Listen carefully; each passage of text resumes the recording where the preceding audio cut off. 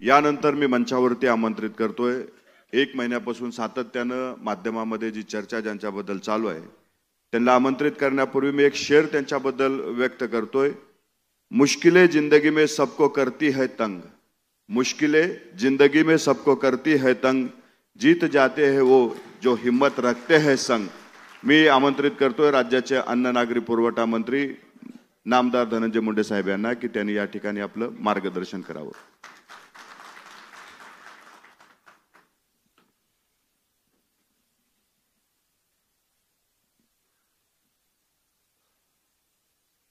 आजच्या या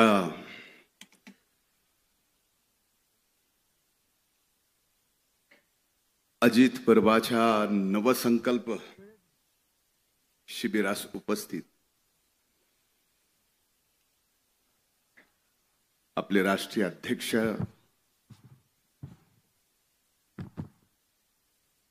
आदरणीय दादा, आदरणीय प्रफुल्लभाई पटेल साहेब, राज्याचे अध्यक्ष आदरणीय तटकरे साहेब, महिला आघाडीच्या अध्यक्षा माननीय रुपालीताई चाकणकर, इथं उपस्थित आदरणीय दिलीप वळसे पाटील साहेब, आदरणीय हसन मुश्रीफ साहेब, मंत्रिमंडळातील इथं उपस्थित सर्व आदरणीय सहकारी, विधिमंडळातील इथं उपस्थित सर्व सन्माननीय सहकारी,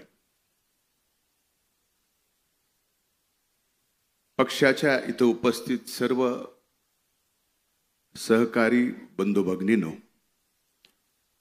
आणि पक्षातील माझ्या इथं उपस्थित तरुण भावांनो, खऱ्या अर्थानं विधानसभेच्या निवडणुकीनंतर त्याच्या अगोदरही आपण अजित पर्व म्हणून पक्षासमोर एक दादांचा विश्वास महाराष्ट्राच्या जनतेसमोर ठेवला। विधानसभेच्या निवडणुका झाल्या, खऱ्या अर्थानं महाराष्ट्राच्या जनतेने दादांच्या नेतृत्वावर विश्वास ठेवला आणि आज विधानसभेमध्ये सत्तेत येऊन अजित पर्व पुन्हा चालू झालं आणि त्यासाठी आपल्याला नवा संकल्प घ्यावा लागतोय, तेही शिर्डीमध्ये। ही एक आगळीवेगळी आपल्यासाठी आनंदाची पण गोष्ट आहे आणि नव्या जबाबदारीची पण ही गोष्ट आहे। मी रात्री प्रवासात येत असताना विचार करत होतो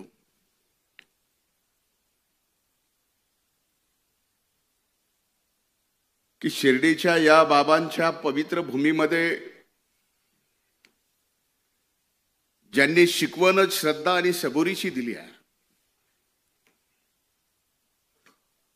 आपल्या पक्षाने सुद्धा 17, 18, 19 तारखेला या बाबांच्या पवित्र भूमीमध्ये श्रद्धा आणि सबुरीची शिकवण देत असताना काही दिवस अगोदर भारतीय जनता पार्टीने सुद्धा त्यांचं राज्याचं अधिवेशन याच साईबाबांच्या पवित्र भूमीत ठेवलं। तिथं सुद्धा बाबांची तीच शिकवण होती, श्रद्धा आणि सबुरी। सांगायचा मुद्दा एवढाच आहे, महायुतीत सत्तेत आपण आहेत, सत्तेतल्या 2 पक्षांनी शिर्डीमध्ये बाबांच्या या पवित्र भूमीत जिथं श्रद्धा आणि सबुरी शिकवली जाते, तिथं सत्तेत आल्यानंतर पक्षावर निश्चिम श्रद्धा ठेवावी लागते आणि पक्षाच्या नेतृत्वात विश्वास ठेवून सबुरीची शिकवण सुद्धा अंगी घ्यावी लागते. कदाचित हेच कारण असू शकतं म्हणून या शिर्डीच्या बाबांच्या दरबारात आज राष्ट्रवादी काँग्रेस पार्टीचं अजित पर्व एक नवसंकल्प आपल्याला हाती घेण्यासाठी या शिबिरात बोलवलेला. खरं तर मी अनेकदा दादांच्या बाबतीमध्ये पक्षाच्या विचारांच्या बाबतीमध्ये मी बोलत आलेलो आहे. माझ्यापेक्षा अनेक मान्यवर राष्ट्रवादी काँग्रेस पक्षामध्ये मी या पक्षात यायच्या अगोदरपासून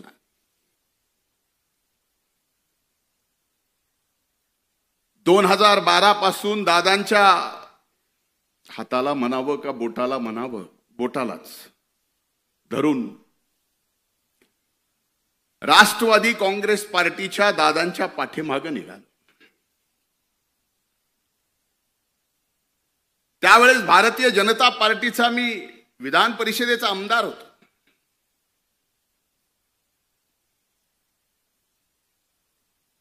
आमदारकीचा राजीनामा द्यायला लावला. राष्ट्रवादी काँग्रेस पक्षाकडून मला आमदार केलं. ती 2013 गोष्ट. 2014 महाराष्ट्रात विधानसभेच्या निवडणुका झाल्या आणि आपलं आघाडीचं त्यावेळेसचं सरकार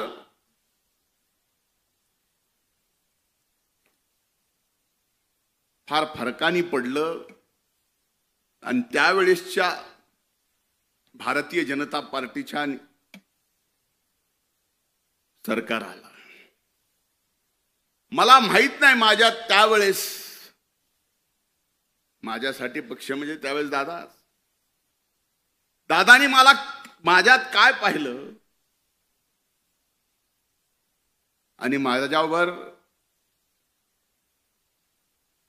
विधान परिषदेच्या म्हणजे वरिष्ठ सभागृहाच्या विरोधी पक्ष नेतेपदाची जबाबदारी अतिशय कमी वयात माझ्या खांद्यावर टाकली.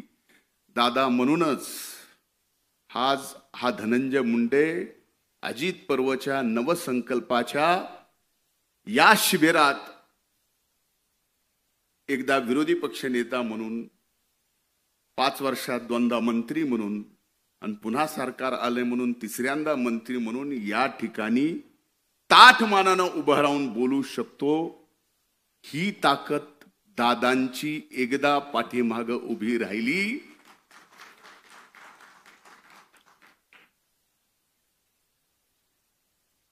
आता सूरज बोलत बोलत म्हणला की 1-1.5 महिना झालं टीव्हीवर मी म्हणजे मी म्हणण्यापेक्षा जिल्हा आहे मी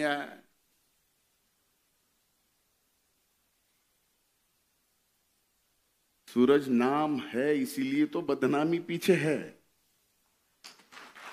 नाम ही नहीं होता तो बदनामी थोड़ी होती. पण एक निश्चित सांगतो, आदरणीय तटकरे साहेब साक्षीदार आहेत. वारंवार मला त्यांनी शिकवून एखाद्याला मोल्ड करतो ना तसं करायचा प्रयत्न त्यांनी केला.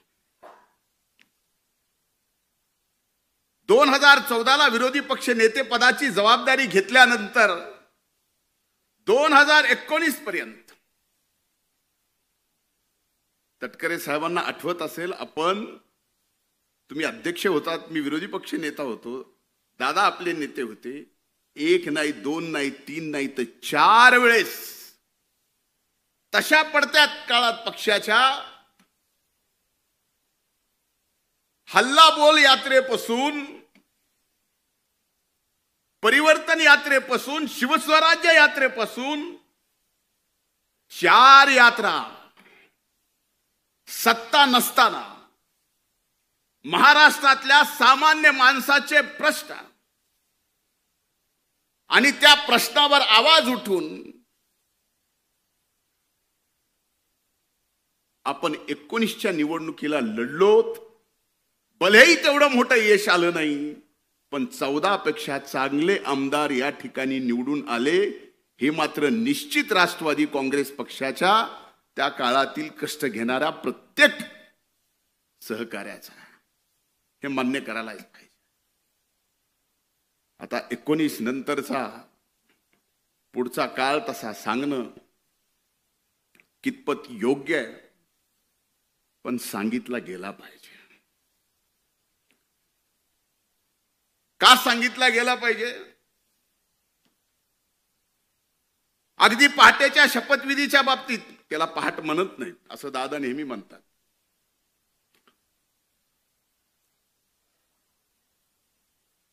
पण कदाचित त्याच्या शपथविधीच्या अगोदर साहेब आपण पण साक्षीदार आहे. मी दादांना विनंती केली होती, आज स्पष्टपणाने बोलतो, कधीही बोललो नाही, कारण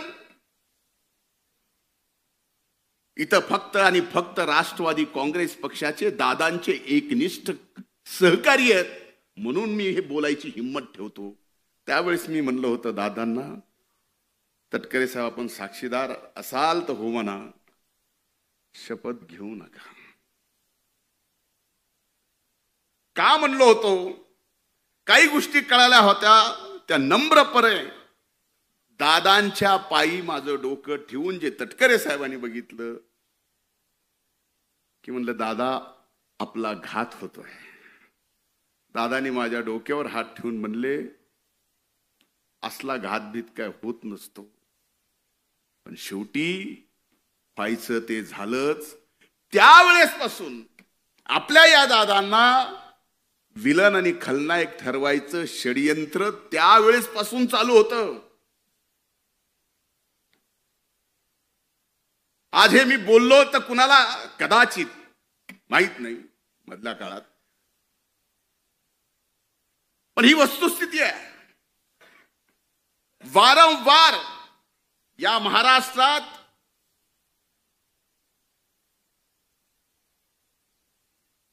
आदरणीय पवार साहेबांच्या नंतर महाराष्ट्रात राष्ट्रवादी काँग्रेस पक्ष प्रामाणिकपणाने पुढे आणण्यासाठी, आणि तो पक्ष पुढे आणण्यासाठी नाही तर ती ताकद म्हणून, आणि ती ताकद महाराष्ट्रात सत्तेत म्हणून आणायचा प्रयत्न जर इमानदारीनं कुणी केला असेल तर आदरणीय दादांनी केला, हे नम्रपणानं मला या ठिकाणी आपल्या सर्वांच्या समोर सांगावंसं वाटतं.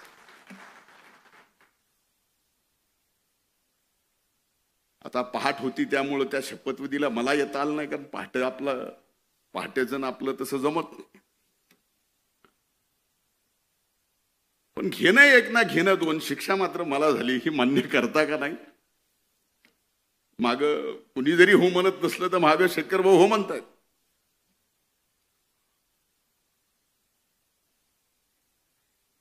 त्यानंतर ज्या वेळेस सर्व राष्ट्रवादी काँग्रेस पक्षाच्या मान्यवर नेत्यांनी ठरवलं की आता आपल्याला भारतीय जनता पार्टी सोबत युती करावी लागते, दादांनी तो निर्णय घेतला आणि आपण सर्वजण दादांच्या पाठीमागे खंबीरपणानं उभं राहिलोत. आणि आज खऱ्या अर्थानं अनेक वर्षापासून असा विश्वास एकट्या दादावर असता तर एकट्या राष्ट्रवादी काँग्रेस पक्षाने या महाराष्ट्रात सत्ता दादांच्या नेतृत्वाखाली आणली असती. पण वारंवार दादाच्या चांगल्या कामाला खलनायक ठरवायचं काम करण्यात आलं, त्याचमुळे हे घडलं नाही. लोकसभेची निवडणूक झाली.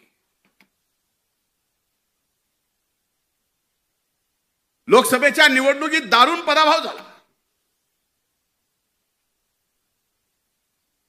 मला अनेक जण त्या राष्ट्रवादी पक्षाचे जुने जाणते नेते येऊन म्हणतात, तू कशाला रे लोकसभेला वहिनीच्या प्रचाराला आला? त्याच्यामुळं तुला आता बघ विधानसभेत काय होते. जे व्हायचंय ते होईल. मला पक्षाने सांगितलं जा तिथं सभा घे. सभा घेतल्यानंतर त्याचा परिणाम माझ्यावर काय होईल याचा विचार करणारा एवढ्या हलक्या काळजाचा मी राष्ट्रवादीचा आणि दादाचा कार्यकर्ता नाही. आणि माझी विनंती आपल्याला, आपल्यापैकीही कुणी नाही नसणारच, पण हो हे सगळं केल्यानंतर त्याची किंमत मोजावी लागते.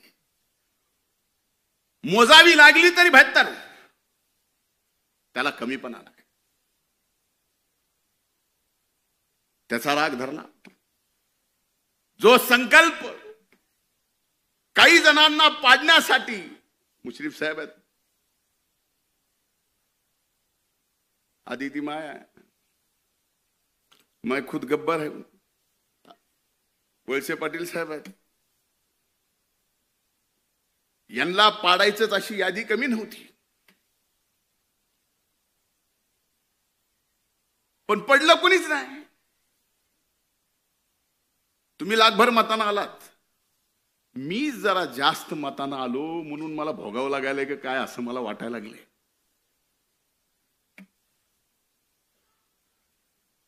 पण ही वस्तुस्थिती आहे. काही जणांनी आता खरं खरं उघडं पडलंय.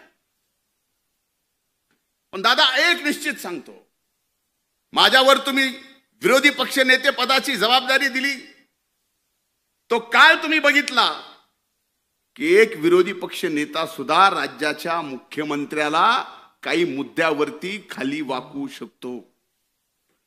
तुमच्या डोळ्याने तुम्ही ते पाहिलं. सामाजिक न्याय मंत्री पद दिलं, मी म्हणत नाही की तो माझ्यावर अन्याय होता, तोही मी न्याय म्हणून स्वीकारला आणि एवढे चांगले निर्णय घेतले की शेवटी तुम्ही मला म्हणायला लागलात की अरे हे सामाजिक न्याय विभाग जास्त पळवू नको, कारण ते विभाग जास्त पळाला की सरकारला सुद्धा त्या स्पीडनं पळवावं लागतं. इकडे 1,00,000-2 लाखाचा एखादी योजना विद्यार्थ्यांना काढली की इकडे अनेक विभागाच्या त्या योजना त्या विभागाला काढावं लागायच्या. अरे ज्या जातीपातीवरती गावाची नावं होती, ती महाराष्ट्रातली जातीपातीची गावाची नावं बदलण्याचं काम सुद्धा दादा तुमच्या नेतृत्वाखाली तुमच्या एका कार्यकर्त्याला सामाजिक न्याय मंत्रीपद दिल्यानंतर हे करता आलं. कृषी मंत्र्याची जबाबदारी दिली कोकाटे साहेब. फार चांगलं खातं आहे काम करायला, विभाग फार चांगला आहे. आपण सकाळी चांगलं काम करतो, खरंच चांगलं काम आहे. आपण जिम्मेदारी दिली दादा. 1 रुपयात या देशात 1 रुपयात पहिलं राज्य आहे, ज्या राज्यात पहिलं राज्य आहे महाराष्ट्र, ज्या राज्यात 1 रुपयामध्ये पीक विमा योजना आणली. आज त्या पीक विम्याच्या बाबतीमध्ये सभागृहात दादा तुमच्या सगळ्यांच्या समोर पीक विम्याच्या बाबतीत आरोप झाले की ज्या 1 रुपयाच्या पीक विम्यामध्ये 11,000 कोटी रुपये पीक विमा कंपनीला या महाराष्ट्राच्या शेतकऱ्याला द्यावे लागले. हे रेकॉर्डवर आहे, मी सांगत नाही, पण तरी आरोप होतात. अनेक गोष्टीचे आरोप होतात. चिंता ही नाही की आरोप विरोधातले करतात, चिंता ही आहे दादा नवसंकल्प करताना की आरोप महायुतीतले करतात. चिंता तो इस बात की है.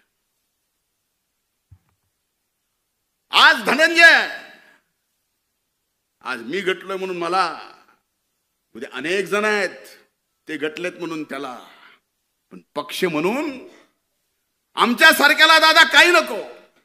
आम्ही इथं सगळेच कुणाशीही लढू, कुणाशीही खेटू, परवा नाही. तुम्हाला माहिती आहे, आपल्यापैकी अनेक जणांना माहिती आहे, ज्या स्वर्गीय मुंडे साहेबांच्या विरोधात कुणी बोलायला आणि लढायला त्यावेळेस तयार नव्हतं. दादा फक्त तुम्ही माझ्या मागं होतात म्हणून त्या परळी वैद्यनाथ मतदारसंघात 14ला हरलो असून 19ला दादा पक्ष सत्तेत आला नाही, पण परळी विधानसभा मतदारसंघ कधी कुणी विचार केला नव्हता राष्ट्रवादी काँग्रेस पक्षाच्या घड्याळावर निवडून येईल. दादा आणून दाखव.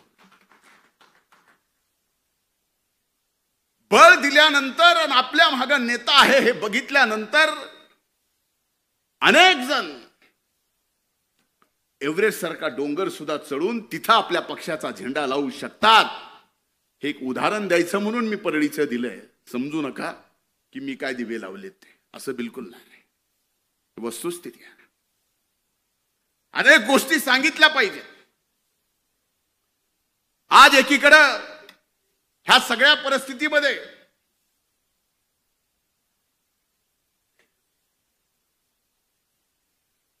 दादानी ऐकावं म्हणून मी थांबलोय.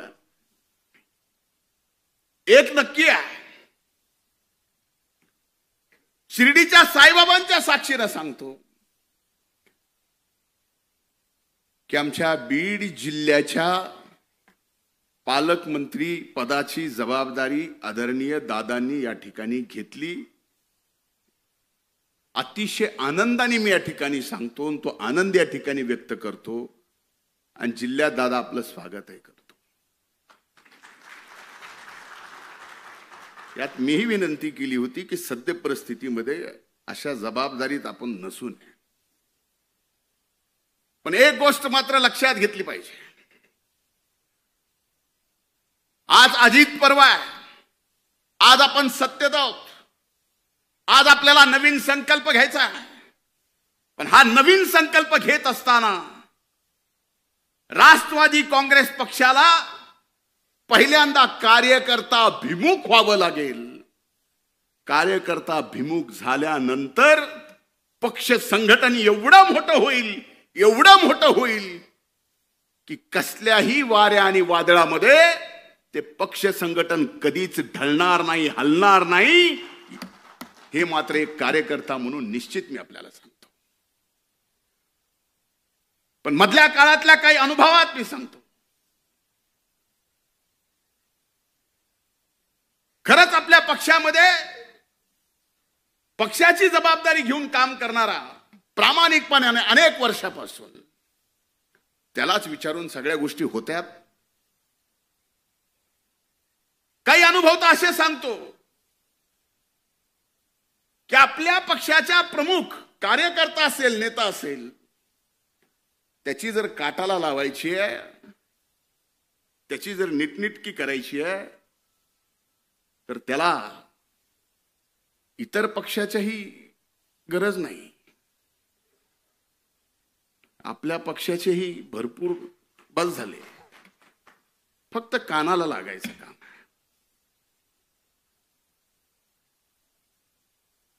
यानी काय होणार आहे?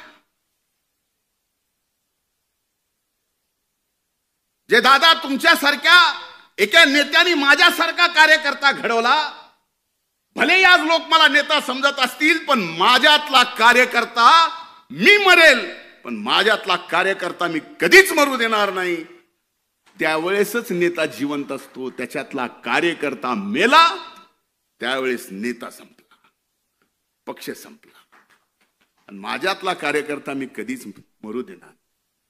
आज अनेक जण लोकसभेच्या प्रचाराचा मी विषय बोलत नाही, पण विधानसभेच्या प्रचारात मला सगळीकडून घेरला असताना मला अभिमन्यू करायचा प्रयत्न केला होता. पण विधानसभेच्या अगोदरच मी सांगितलं होतं की मी अभिमन्यू नाही, मी धनंजय आहे. पण आपल्यापैकी अनेक जण आहेत की हे काम करत असताना सुद्धा आपल्या सगळ्यांच्या प्रचाराला मी इमानदारीने आलो. आणि जेवढं कठोर ज्या पद्धतीनं बोलायचं, कोकाटे साहेब आपणही इथं आहात, अनेक जण आहेत. बाबासाहेब पाटील फॉर्म भरायच्या दिवसात लामटे साहेबांच्या गेलो. अगदी उद्या मतदान आहे, आदल्या दिवशी इथं विजयराजे पंडित साहेब असतील, त्यांच्यासाठी गाव टू गाव फिरलो मी. माझ्या मतदारसंघात फक्त 5 गावात गेलो होतो. मग ह्या अशा काम करणारा, फक्त नावाला नेता पण काम करणारा माझ्यासारखा कार्यकर्ता ज्यावेळेस कुठल्या तरी एका कारणाने फक्त मला टार्गेट करायचंय, त्याला कारण काय हे आपल्याला माहिती आहे.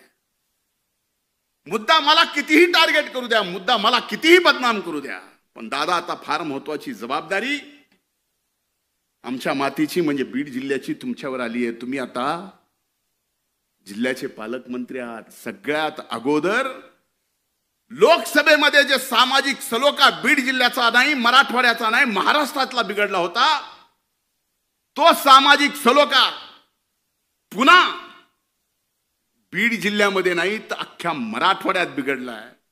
आज आपण या ठिकाणी शिवशाहू फुले आंबेडकरांच्या विचारांनी भारतीय जनता पार्टी सोबत महायुतीमध्ये आहेत. भारतीय जनता पार्टीला सुद्धा शाहू फुले आंबेडकरांच्या विचाराचा काही अडचण नाही, त्यांनी सुद्धा आपल्याला घेतलंय. पण एक गोष्ट विचारली पाहिजे की उभ्या महाराष्ट्रामध्ये किती ओपनच्या जाग्यावर किती ओबीसीचे माणसं नोकरी करतात, कोण कर्मचारी, कोण ड्रायव्हर आहे, कोण शिपाई आहे, कोण अधिकारी आहे. याच्यावरती जर उघड आकृती बंद जर जाहीर होऊ लागला आणि त्याच्या चर्चा मात्र सबंध महाराष्ट्रात होऊ लागल्या, तर खरंच का आपण शिवशाहू फुले आंबेडकरांच्या विचाराचे आहोत असे प्रश्न आम्हाला विचारले जातात. पावला पावलावर प्रश्न आमचे विचारले जातात. याच्यापेक्षा तुम्हाला दादा माहिती आहे, प्रशासन तुमच्या हातून जेवढं मजबूत होतो तेवढं कुणाच्याच नाही. कधीतरी तुम्ही सुद्धा अगदी वरिष्ठ प्रशासनाच्या सर्वांना विचारा की हे जे चाललंय हे बरोबर आहे. याने या महाराष्ट्रातला सामाजिक सलोखा व्यवस्थित राहणार आहे. यामुळे शिवशाहू फुले आंबेडकरांचा विचार घेऊ एकमेव आपला पक्ष जो इमानदारीनं, निष्ठेनं, यांच्या निष्ठेचं काम जे आपण हाती घेतलंय ते करतोय, ते खरंच पुढे आपण घेऊन जाणार आहोत का? कदाचित ह्या गोष्टी माझ्या तुम्हाला मिनिटासाठी लागतील, पण लागू द्या. मैं आईना हूं, आईना दिखाऊंगा जो. पण ही वस्तुस्थिती आहे. कसं तरी लोकसभेच्या निवडणुकीनंतर सामाजिक सलोखा या महाराष्ट्रात विधानसभेच्या निवडणुकीनंतर बदलला, पण पुन्हा कुठलं तरी कारण काढायचं. हो, बीड जिल्ह्यामध्ये मस्साजोगचे आमचे सरपंच संतोष देशमुख यांची निर्गुण हत्या झाली. ज्यांनी गेली ती गुन्हेगार, त्या कृत्याचं कुणीही समर्थन करू शकत नाही. आणि ज्यांनी केले असेल त्यांना फासावर लटकवलंच पाहिजे. आज प्रत्येक जाती धर्मात 5-10% गुन्हेगार आहेतच. कुणी उठून सांगावं की हो माझी अशी जात आहे, हो असा माझा धर्म आहे, एकही गुन्हेगार सापडणार नाही. सांगा बा.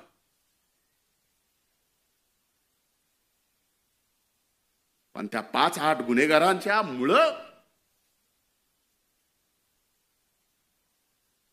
उभ्या महाराष्ट्रामध्ये जर मीडिया ट्रायल होत असेल एका जातीचे, ओबीसीचं, तर लोक आता एवढे राहिले नाही.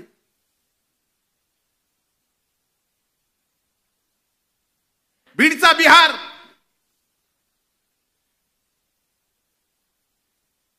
परळीत तालिबान, आम्हाला दुःख होत नाही. आमचा बीडचा बिहार अर्ध्याच्या वर 6 महिने ऊस तोडायला तुमच्याकडे असतो, त्याचा बिहार केला जातो. आणि कुणी महायुतीतल्या आणि आपल्या पक्षातल्या लोकांनी. परळीला तालिबान केले जातं, जे परळी 12 ज्योतिर्लिंगापैकी पंचम स्थान असणारं, 5वं स्थान असणारं परळी वैद्यनाथाचं ज्योतिर्लिंग आहे. दादा, काही दिवसानं शिवरात्री आहे. लाखो भाविक या देशातले तिथं दर्शनाला येतात. अशा मीडिया ट्रायलनी, अशा सगळ्या एका गावाला, एका जिल्ह्याला बदनाम करून अशा जर गोष्टी होत असतील, ह्याच्यातलं नुकसान कुणाचं आहे? भले आम्ही राजकारणात राहू, नाही संपू, पण पिढ्या ना पिढ्या पुढच्या तुम्हा मला कधीच विसरणार नाहीत. ही काय करून ठेवते. माझी हात जोडून त्या बाबतीतली विनंती आहे. अरे, आमच्यासारखे माणसं लढणारे, मला माहिती आहे दादा, कुठल्या कुठल्या प्रसंगात, माझ्या वाईट प्रसंगात या पक्षाने माझ्या मागे उभं राहिलेत. मी ते कधीच विसरू शकत नाही, मरेपर्यंत विसरू शकत नाही. मेल्यानंतर माझी अग्नी दिली तर त्या अग्नीतला धूर सुद्धा तुमच्या उपकाराची परतफेड करू शकत नाही दादा, मला माहिती आहे. असे प्रसंग कुणावर आले नाहीत, आणि असे प्रसंग कुणावर आले तर आमच्यासारखे कार्यकर्ते सुद्धा कुठं थांबले नाहीत. कुणी अंगावर आलं तर आम्ही सुद्धा आमच्या नेत्यासाठी शिंगावर घ्यायचं कमी केलं नाही. आत्ताच्याच प्रसंगात एक गोष्ट तुमच्या सगळ्याच्या समोर आली की मी मुंबऱ्याला नजीब मुल्ल्याच्या प्रचाराला का आलो, म्हणून ते सगळं चाललंय. ह्या सगळ्या गोष्टीचा विचार होणं आवश्यक आहे. आमच्या सारख्यानं एक लहान मतदारसंघ ज्यावेळेस पक्षासाठी बांधलाय, लहान, ज्या गावामध्ये दादा तुमच्या हाताला हात धरून तुमच्या सोबत आलो, त्यावेळेस त्या गावात आम्ही ज्यावेळेस दगड खाल्ले, 5 वर्ष लागू दिले नाही, तुमचा फोटो लावून त्या गावात ग्रामपंचायत राष्ट्रवादी काँग्रेस पक्षाची आणली. का? माग बघितलं की आम्हाला लक्षात यायचं दादा आहेत. बस कधी कधी आमच्या सारख्याला आता वाटायला लागले, माग बघितल्यावर कोण आहे, आम्हीच दचका लागलो. पण आता ही वेळ नाही. सांगायचा हेतू एवढाच आहे, मी आपल्यापेक्षा अनुभवाने प्रचंड लहान आहे. कधी कुणाला वाटतं मी सिरियस नाही. चुका काढायच्याच ठरल्या, टीकाकार व्हायचंच ठरलं तर माझ्यासारखं टीकाकार कुणीच होऊ शकत नाही. प्रत्येकाच्या अंगी आहेत, माझ्या असू शकतात. पण आज जर दादांच्या अथक परिश्रमातून, आपल्या सर्व मान्यवराच्या अथक परिश्रमातून पुन्हा महायुतीत आपण सत्तेत आलो असोल, आणि आपल्याला जर नवसंकल्प हाती घ्यायचा असेल तर कार्यकर्त्याला ताकद देताना त्या कार्यकर्त्यावर तेवढाच विश्वास सुद्धा ठेवला पाहिजे जेवढा विश्वास आमच्या नेत्यावर. अविश्वासाने मजबूत संघटन उभं राहू शकत नाही, राहू शकत. आणि एकदा का विश्वास टाकला, मी आपल्याला सांगतो, तुमच्यासाठी, आपल्यासाठी अजित पर्व हे आत्ता चालू झालेलं असेल.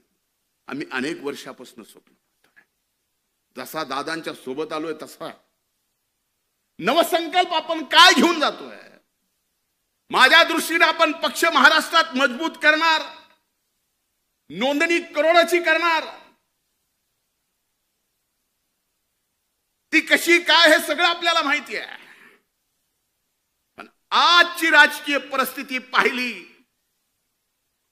आणि येणाऱ्या 5 वर्षानंतर आपण जर येणाऱ्या 5 वर्षाच्या राजकीय परिस्थितीचा आजपासून अंदाज बांधायला लागलो तर हो, नक्कीच या महाराष्ट्रात दादांच्या नेतृत्वाखाली हा राष्ट्रवादी काँग्रेस पक्ष 1 नंबरचा पक्ष होऊ शकतो. माझं आज हे बोलणं कदाचित तुम्हाला काही पण बोलायला असं वाटतं होऊ शकतो. आणि त्याची पहिली परीक्षा काय? तर आता आदरणीय मुश्रीफ साहेबांनी सांगितलं, पावसाळ्याच्या आत महानगरपालिका, नगरपालिका, पंचायत समिती, जिल्हा परिषदेच्या निवडणुका आहेत. पक्ष कधी आमदारकी खासदारकीसाठी कुठल्याच कमी पडला नाही.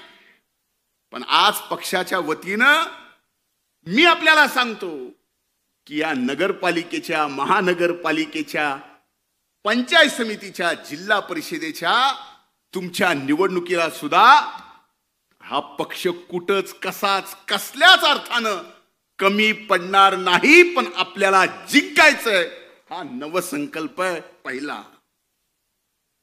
आणि ह्याच्यात आपली ताकद दिसली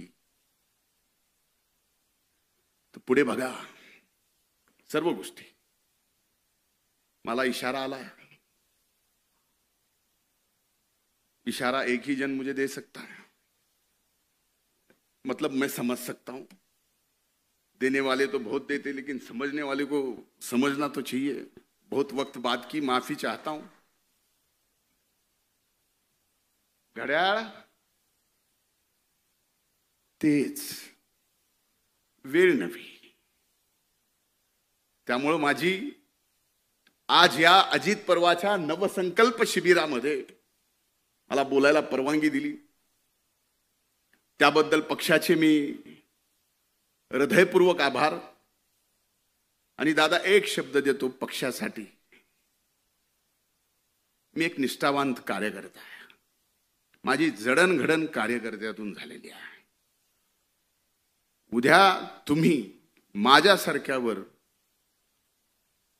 पौंडेचेरीचा जरी जबाबदारी दिली ना, तरी तिथं जाऊन पूर्ण वेळ काम करायची तयारी माझ्यासारख्याची आहे. त्याच्या बाबतीत काही म्हणजे मी काही जरी म्हणत असलो तर ही वस्तुस्थिती, कारण हे मी डोळ्यात डोळे घालून आपल्या पक्षाच्या सर्वांच्या समोर बोलतोय.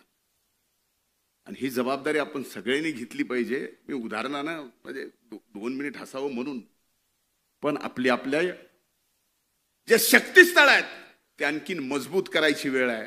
हेच खरा अजित पर्व आहे, हेच खरा नवीन संकल्प आहे. खूप खूप धन्यवाद. जय हिंद, जय महाराष्ट्र, जय राष्ट्रवादी.